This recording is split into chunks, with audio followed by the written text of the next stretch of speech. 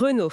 Alors là, c'est un nom qui évoque instantanément quelque chose, hein. Ah oui, clairement. 20 millions de disques vendus, des chansons que bon, tout le monde a en tête en France. C'est ça. Mais c'est aussi un artiste très à fleur de peau, capable de disparaître comme ça pendant des années. Tout à fait. Aujourd'hui, on va justement se pencher sur des extraits d'un documentaire qui retrace son parcours, un parcours assez fascinant. Absolument.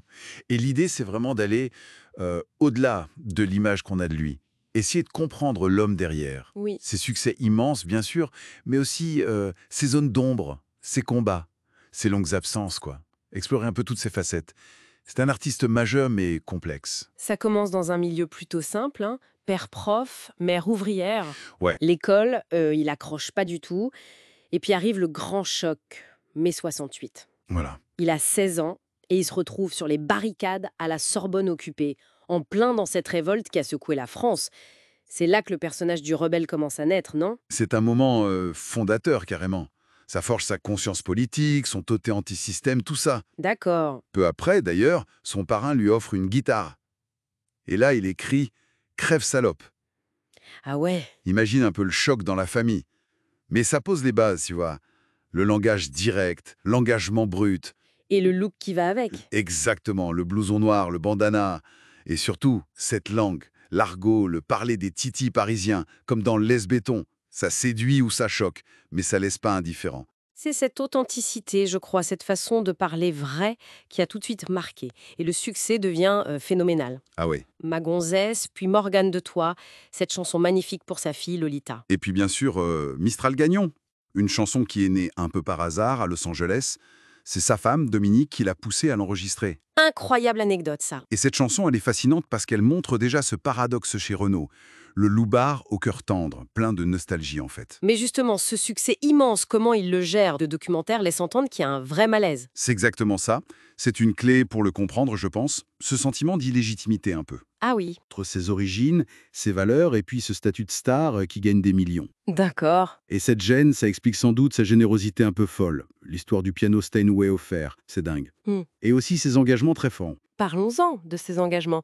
Chanteur sans frontières pour l'Éthiopie, Oui, son soutien très médiatisé et parfois controversé à Mitterrand. le fameux « tonton laisse pas béton C'est ça, un slogan qui a marqué 88. Ou encore sa mobilisation pour Ingrid Betancourt, il a jamais eu froid aux yeux pour s'engager, quoi. ». Jamais. Quitte à brouiller un peu les pistes, comme avec Mitterrand. Ça pouvait sembler contradictoire avec son image un peu anard, mais pour lui, c'était peut-être plus une fidélité personnelle, presque affective, tu vois. Je vois. Mais l'ombre, elle est jamais très loin chez lui. La mort de Colus en 86, son ami. Un coup terrible. Terrible. Il lui dédie cette chanson poignante, Putain de camion. Et là, c'est un peu le début d'une descente aux enfers, non? Ouais. Aggravé par sa séparation d'avec Dominique. Oui, l'alcool devient un refuge, les boissons anisées, comme il dit. Il en parle lui-même d'ailleurs, de cette tendance à l'autodestruction. C'est ça, il dit, moi qui suis pas suicidaire, j'ai paradoxalement tendance à l'autodestruction. C'est un paradoxe terrible. Et le point bas, ça semble être les victoires de la musique en 2001. Ah oui, la victoire d'horreur, comme il l'a appelé. Il est apparu très atteint. Ça a été un électrochoc, je crois, pour lui et pour beaucoup. C'est fou comme il arrive quand même à rebondir après ça. Les rencontres jouent un rôle, comme celle avec Roman Serda. Oui, Et puis le soutien de ses musiciens, de ses amis pendant la tournée de 99 à 2001, ça a dû être crucial. c'est sa force de résilience. Cette capacité presque alchimique, j'ai envie de dire, à transformer la douleur la plus sombre en chansons qui vont toucher des millions de gens. Transformer la boue en or. C'est un peu ça, ouais. C'est là-dedans qu'il puise pour revenir. Comme avec l'album Bouquin d'enfer qui a suivi. Un succès énorme encore. Et c'est peut-être ça finalement son héritage principal. Cette façon unique de toucher juste, que ce soit dans la nostalgie de Mistral Gagnant Ou la tendresse d'Hexagone. ou la colère de ses chansons d'amour. D'ailleurs, le succès des albums de reprise, la bande à Renaud, ça montre bien que la connexion, elle est toujours là, intacte. Il incarne vraiment cette dualité qu'on a tous un peu en nous. Hein. Renaud le renard, comme il dit. Le côté tendre et le côté teigneux. Oui, Et il le fait avec une sincérité qui est assez désarmante. Il parle de ses petites chansonnettes, alors que son œuvre est immense.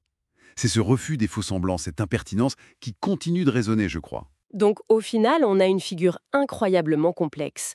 Le rebelle au cœur tendre, le poète des HLM et des cafés un peu tristes, l'idole qui doute, capable du meilleur comme du pire, surtout pour lui-même, parfois. Et si, au fond, c'était justement ça, hein, Cette vulnérabilité qu'il expose sans arrêt, cette façon d'incarner nos propres contradictions, sans tricher.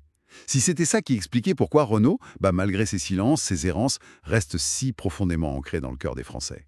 C'est une question à méditer peut-être.